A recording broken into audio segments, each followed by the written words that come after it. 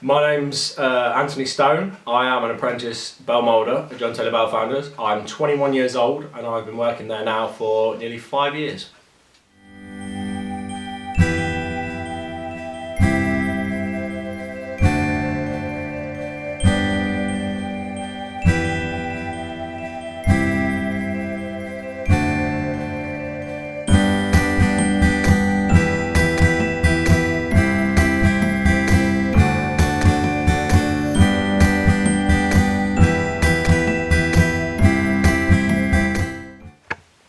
I originally started working at the Bell Foundry through a lad I knew back when I lived in, well, when I first moved to Loughborough. He invited me around because I was studying engineering, so it was an old industry to look at, massively interesting, and I pretty much fell in love with the place there and then. I asked for a couple of weeks work experience and they said yeah, and that's how I really started. And then halfway through the second week of my work experience, I had a chat with one of the managers and he said, you know, there's a permanent job here if you want it. Feel free. So I went home, did a bit of thinking, bit of a career assessment in life and decided, yeah, that's what I wanted to do, and I've never looked back.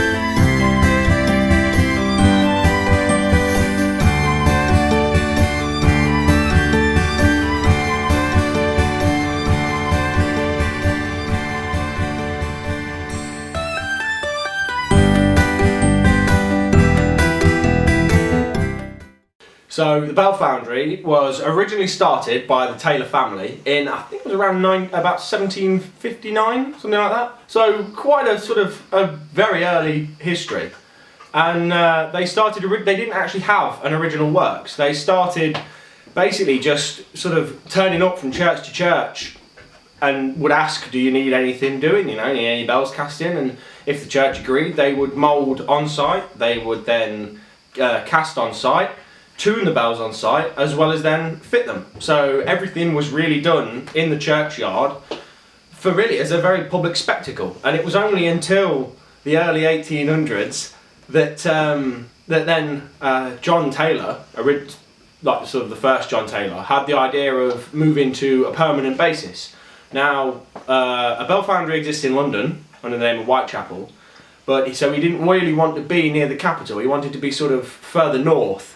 So he opted in the Midlands purely as there was the most area he could reach to sort of dispense with work.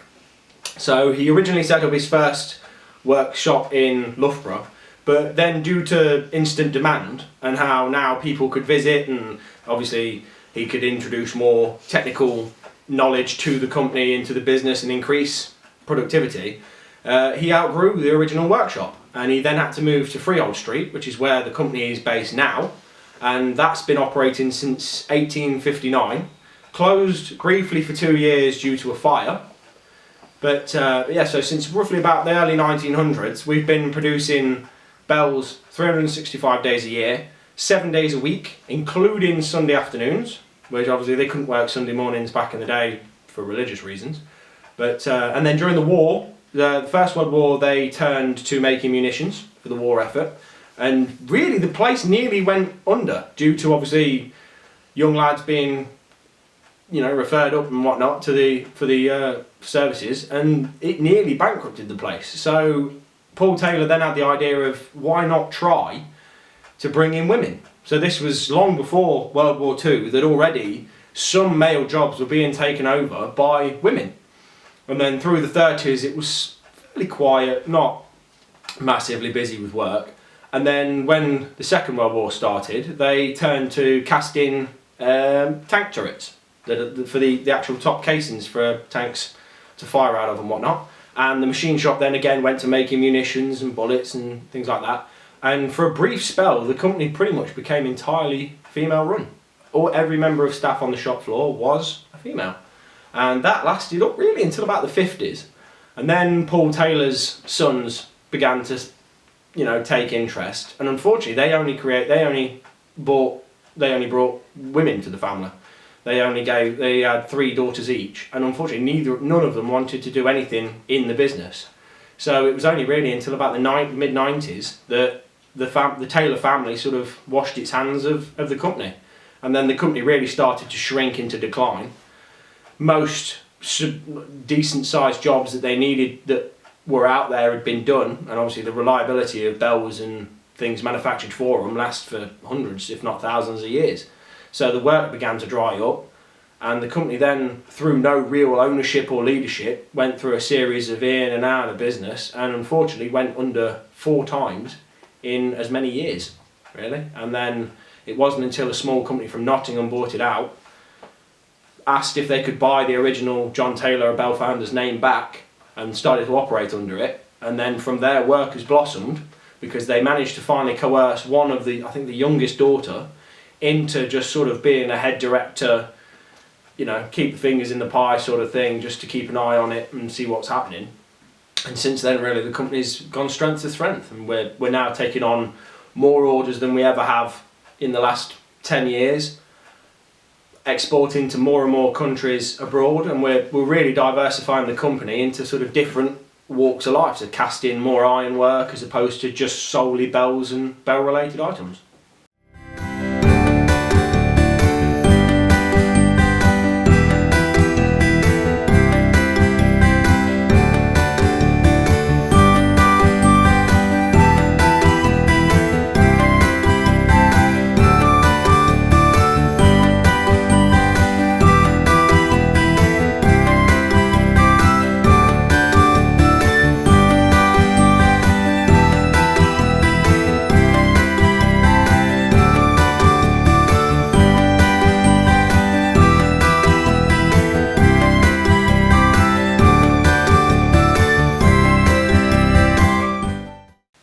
So why it's worth it? Well, for me personally, it's an insight into the industry. It's an industry that is very difficult to get into and at least progress, because it's not something that's taught at school. It's not something that you can just quickly learn about from reading a book or anything like that. It's a serious commitment to spend 4 years of my life for this qualification.